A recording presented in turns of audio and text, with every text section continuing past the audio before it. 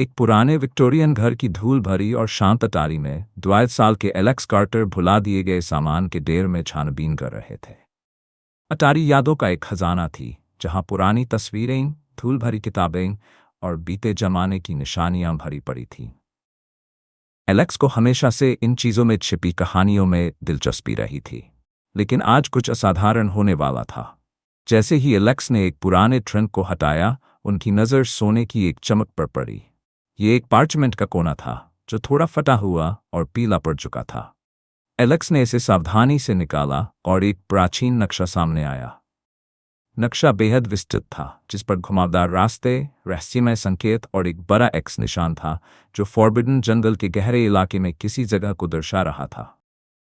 नक्शे के किनारों पर अजीब लिखावट थी, जिसे एलेक्स नहीं पढ़ सकते थे। कागज इतिहास से भरा हुआ लग रहा था, मानो वह इस पल का इंतजार कर रहा हो। एलेक्स का इंतजार। यह क्या है? एलेक्स ने धीरे से फुसफुसाया, अपनी उंगली से नक्शे के रास्ते को ट्रेस करते हुए। नक्शा जीवित लग रहा था, उन्हें फॉरबिडन जंगल की ओर खींच रहा था, एक रहस्य और खतरे से भरी जगह। एलेक्स ने नक्शे के किनारों पर रहस्यमय नोट्स देखे, जैसे गार्डियन की आंख से सावधान और केवल योगी ही आगे बढ़ सकते हैं। उनके मन में सवाल उमड़ने लगे। ये नक्शा किसने बनाया? एक्स पर क्या है? इसे छुपाकर क्यों रखा गया था? अचानक फर्श की चरचराहट से एलेक्स चौंक गए। वह मुड़े, आधे अधूरे इंतजार में कि कोई वहां खड़ा होगा, लेकिन अटारी खाली थी। फिर भी उन्हें लगा जैसे कोई उन्हें देख रहा हो।